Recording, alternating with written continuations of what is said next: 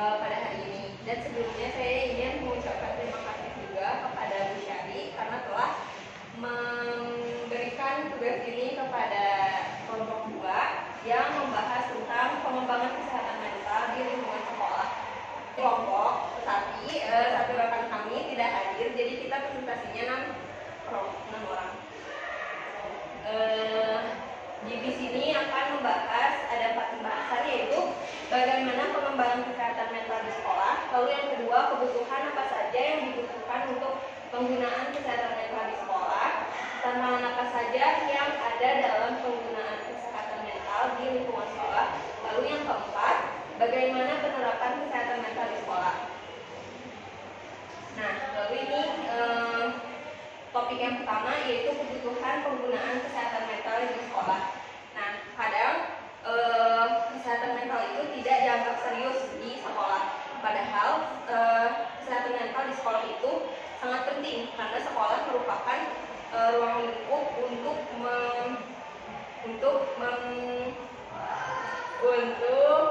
membentuk karakter dan pola pikir seorang individu. Maka kesehatan mental di ruang lingkup sekolah itu sangatlah penting. Nah, jadi di sini masalah kesehatan mental di kalangan siswa semakin meningkat.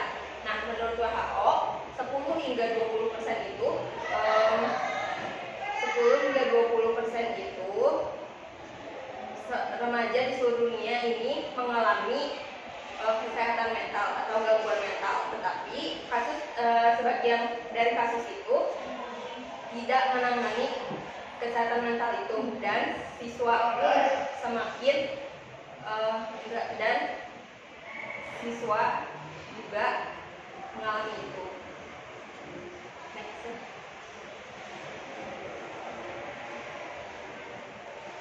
Nah, ada di sini ada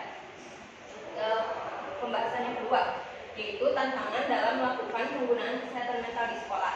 Nah, di sini ada 2 tantangan, yaitu tantangannya kurangnya sumber daya dan stigma, dan yang kedua stigma dan kurangnya kesadaran tentang kesehatan mental. Nah, kalau kurangnya sumber daya itu misalnya karena Indonesia ini tidak banyak sekolah yang memiliki tenaga profesional seperti guru BK yang telah terlatih. Nah, jadi kalau misalnya kayak gitu,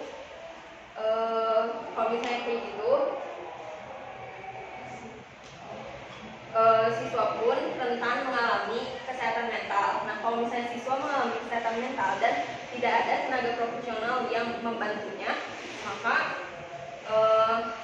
siswa yang mengalami gangguan mental itu dapat belajarnya itu dapat terganggu. Lalu yang kedua ada stigma dan kurangnya kesadaran tentang kesehatan mental. Terkadang orang-orang itu menganggap bahwa kesehatan mental bahwa gangguan mental merupakan hal yang memalukan. Bahkan orang-orang pun enggan untuk mencari pertolongan. Nah, hal tersebut dapat terjadi oleh siswa dan staff. Oleh sebab itu, makanya kesehatan mental itu sangatlah penting di lingkungan sekolah. Untuk materi selanjutnya yang akan dijelaskan oleh rekan saya. Baik, saya Halid Najwa. Izin menjelaskan materi yang tadi disampaikan oleh rekan saya. Penerapan kesehatan mental di sekolah ini memiliki 6 penerapan, di mana yang pertama adalah pendidikan dan pelatihan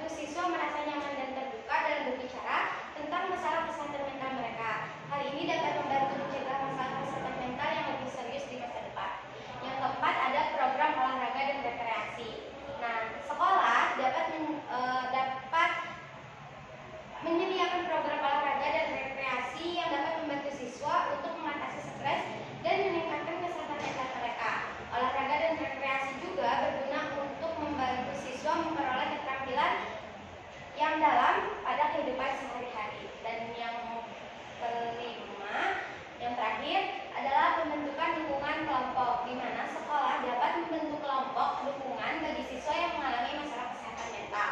Nah, kelompok dukungan ini dapat membantu siswa merasa lebih terhubung dengan orang lain yang mengalami masalah serupa. Hal ini dapat membantu siswa merasa lebih terbuka dalam berbicara tentang masalah kesehatan mental mereka dan memberikan dukungan satu sama lain. Materi selanjutnya akan disampaikan oleh rekan saya. Baik, di sini saya Zulfan Fadila akan melanjutkan pemaparan materi mengenai pengembangan kesehatan mental di lingkungan sekolah. Pengembangan kesehatan mental di lingkungan sekolah merupakan salah satu hal yang penting untuk diperhatikan dalam rangka memastikan kesejahteraan siswa secara menyeluruh. Kesehatan mental merupakan kondisi yang menyangkut keadaan emosional, psikologis, dan sosial seseorang yang mempengaruhi cara mereka memikirkan, merasakan, dan bertindak. Lalu di sini ada beberapa dampak positif dari pengembangan kesehatan mental di lingkungan sekolah. Yang pertama adalah meningkatkan kesejahteraan mental siswa. Nah, pengembangan kesehatan mental di lingkungan sekolah dapat membantu siswa untuk mengembangkan keterampilan dan strategi untuk mengatasi stres, kecemasan, dan masalah emosional lainnya. Yang kedua adalah meningkatkan kinerja akademik siswa. Siswa yang memiliki kesehatan mental yang baik cenderung memiliki konsentrasi yang lebih baik, memproses informasi lebih efektif, dan mampu mengoptimalkan kinerja akademik mereka. Yang ketiga ada meningkatkan hubungan antar siswa. Lingkungan sekolah yang mendukung kesehatan mental dapat membantu siswa merasa lebih terhubung satu sama lain dan membantu mereka membangun hubungan yang positif. Lalu yang keempat ada meningkatkan kesejahteraan staf pendidik. Pengembangan kesehatan mental di lingkungan sekolah juga dapat mengembangkan kesejahteraan staf pendidik. Ketika staf merasa didukung dalam menjaga kesehatan mental mereka, maka mereka cenderung lebih bahagia dan produktif dalam melaksanakan pekerjaannya. Lalu yang kelima, yang terakhir, meningkatkan kesadaran dan pemahaman tentang kesehatan mental, yaitu pengembangan kesehatan mental di dalam lingkungan sekolah dapat membantu meningkatkan kesadaran dan pemahaman tentang kesehatan mental di seluruh komunitas Indonesia. Selanjutnya akan disertasikan oleh saya Senggulan. Secara keseluruhan, pengembangan kesehatan mental di lingkungan sekolah dapat memberikan dampak yang positif bagi siswa, staf, pendidik, dan seluruh komunitas sekolah. Lalu dengan adanya dukungan dan sumber daya yang tepat, siswa dapat mengembangkan keterampilan dan strategi untuk menjaga kesehatan mental mereka dan meraih keberhasilan dalam kehidupan. Lalu selanjutnya, strategi yang dapat dilakukan oleh sekolah untuk mengembangkan kesehatan mental siswa. Yang pertama, pendidik kesehatan mental, yang dimana sekolah dapat menyediakan program pendidikan tentang kesehatan mental untuk membantu siswa memahami tentang pentingnya kesehatan mental dan cara menjaga kesehatan mental mereka sendiri. Yang kedua, menyediakan layanan konseling, yang dimana sekolah dapat menyediakan layanan konseling yang tepat dan terlatih untuk membantu siswa mengatasi masalah kesehatan mental dan memberikan dukungan pada siswa dalam menghadapi situasi yang sulit. Yang ketiga, mengembangkan lingkungan yang aman dan mendukung, yang dimana sekolah dapat menciptakan lingkungan yang aman dan mendukung bagi siswa dengan mempromosikan nilai-nilai positif dan mengurangi perilaku yang merugikan. Lalu selanjutnya, yang keempat, mendorong keterlibatan sosial, yang dimana sekolah dapat mendorong keterlibatan sosial siswa dengan menyediakan kesempatan untuk berpartisipasi dalam kegiatan sosial seperti klub atau organisasi ekstrakurikuler yang ada di sekolah, dan yang dapat membantu siswa merasa terhubung dengan dan dihargai. Yang kelima, memperhatikan keseimbangan antara bekerja dan bersantai, yaitu sekolah dapat membantu siswa mengembangkan keseimbangan antara bekerja dan bersantai dengan memberikan tugas dan realistis dan memberikan kesempatan bagi siswa untuk beristirahat dan melakukan kegiatan yang menyenangkan. Yang terakhir, menyediakan dukungan bagi siswa yang membutuhkan, yang dimana sekolah dapat menyediakan dukungan khusus bagi siswa yang mengalami masalah kesehatan mental seperti program pengembangan keterampilan sosial atau dukungan dalam merencanakan masa depan. Lalu selanjutnya, alasan mengapa pengembangan kesehatan mental harus ada di lingkungan sekolah. Yang pertama, sekolah dapat memberikan akses yang mudah ke sumber daya dukungan, yang dimana sekolah dapat menyediakan akses yang mudah ke sumber daya dan dukungan untuk siswa yang mengalami masalah kesehatan mental seperti konselor,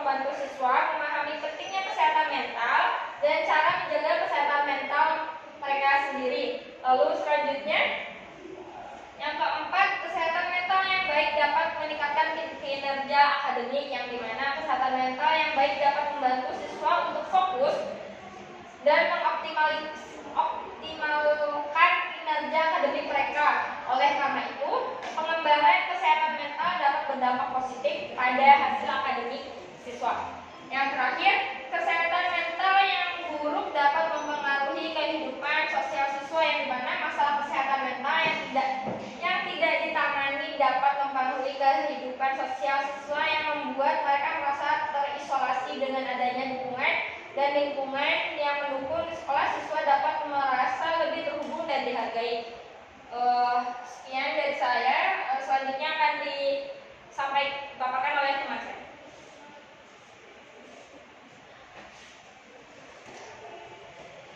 Baik, selanjutnya perkenalkan saya Bibi Sania. Selanjutnya ada pengembangan kesehatan mental di lingkungan sekolah.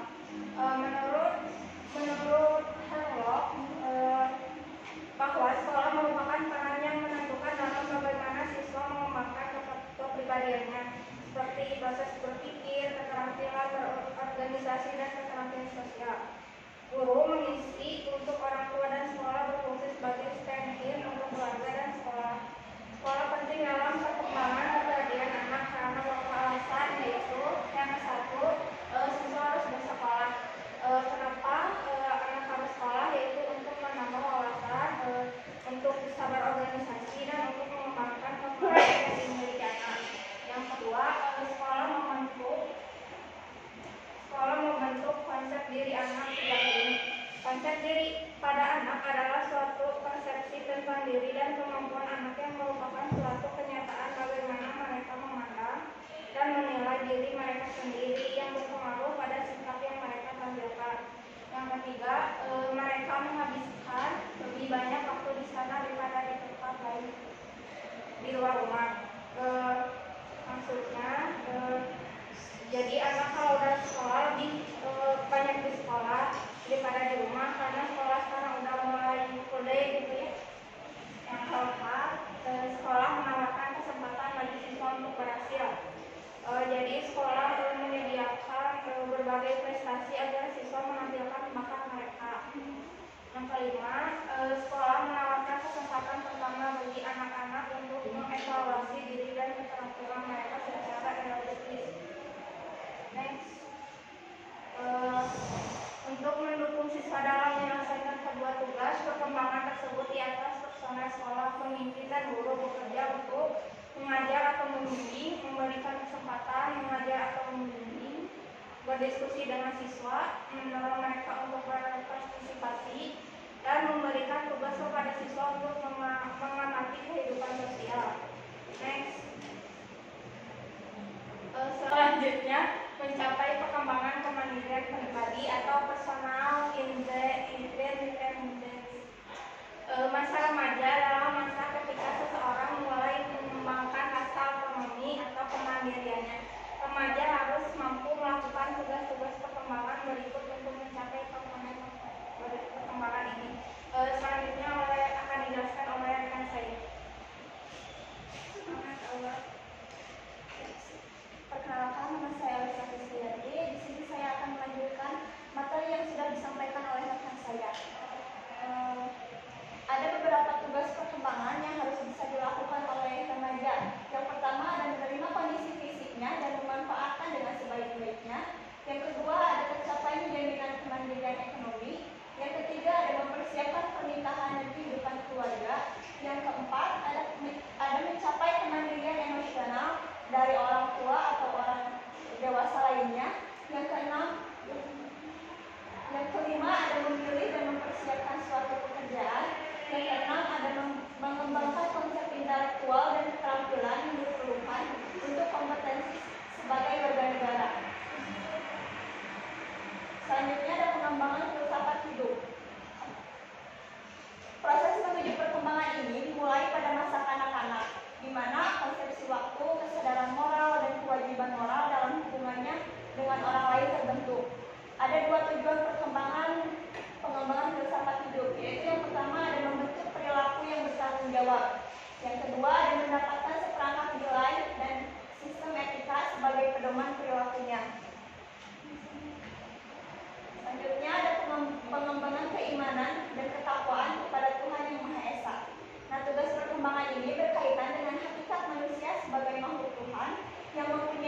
suci, yaitu untuk beribadah kepada Tuhan. Ibadah ini misalnya adalah untuk memperoleh kesejahteraan, kebahagiaan, atau kenyamanan hidup, baik di dunia ini maupun di akhirat kelak. Materi selanjutnya akan disampaikan oleh rekan saya. Baik,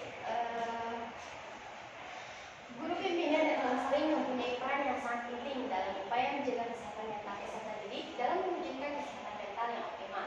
Guru bimbingan dan konseling akan membantu meningkatkan kepedulian warga sekolah, keluarga, dan lingkungan masyarakat untuk lebih peduli terhadap peserta didik yang mengalami gangguan kesehatan mental.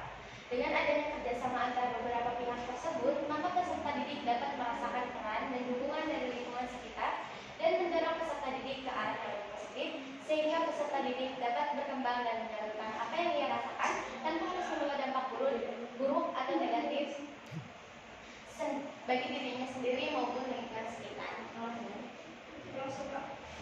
Baik, mungkin cukup sekian presentasi yang dapat kelompok kami sampaikan. Apabila teman-teman ingin menambahkan atau bertanya, bisa bertanya di ruang diskusi yang sudah disediakan. Cukup sekian. Wassalamualaikum warahmatullahi wabarakatuh.